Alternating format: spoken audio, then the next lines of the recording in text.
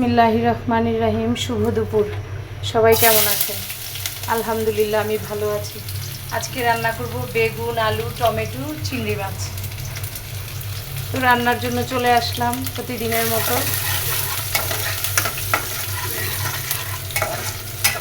চিংড়ি মাছটা কষিয়ে দেন বেগুন আলু দিয়ে রান্না করব।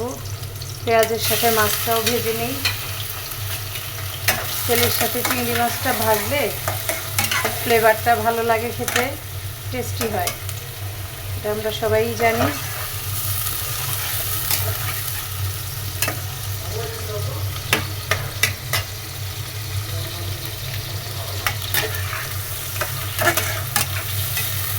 আজকে গ্যাস ছিল না, যদিও আমার একটা সিলিন্ডারের ব্যবস্থাও করা হয়েছে। ছোট্ট একটা পাকঘরে 3টা চুলা, মাঝে মধ্যে খুবই বাজে লাগে, কিন্তু উপায় নেই।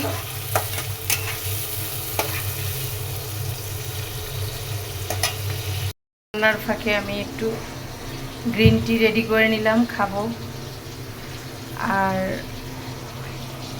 রান্নাও করব, চাও খাবো। সকালে চা খাওয়ার কোনো সুযোগ পাইনি, তাই এখন খাবো।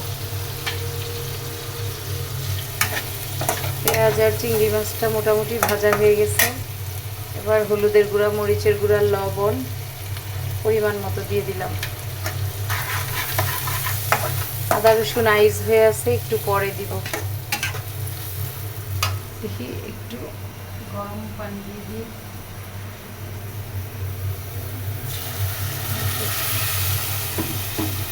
লাগছে রান্নার জন্য পানি গরম করে নিয়েছি। কষানোটা হোক।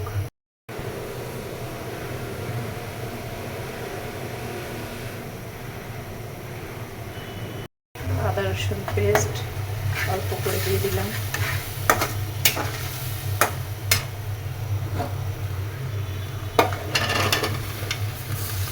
চিংড়ি মাছটা কষানো হয়ে গেছে, এবার বেগুন দিয়ে দিলাম। সবজিটা হালকা একটু কষবে, দেন ঝোলের জন্য গরম পানি দিয়ে দিব।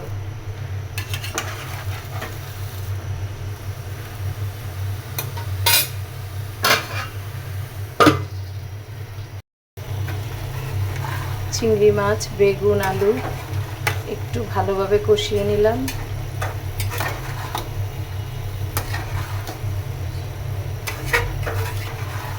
দারুণ একটা রান্না হয়ে যাচ্ছে। টমেটো দিয়ে দিলাম।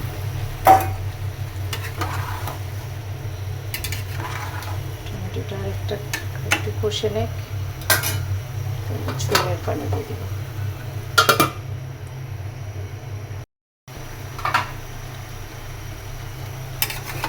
চিংড়ি মাছ, টমেটো, বেগুন, আলু সব কষায় ফেললাম। এবার দিয়ে দিব ঝোলের জন্য পানি,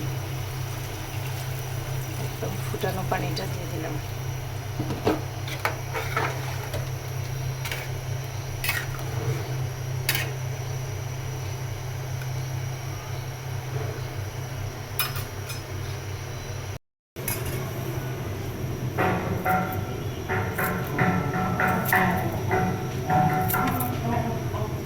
ধনেপাতা রেডি করে নিলাম।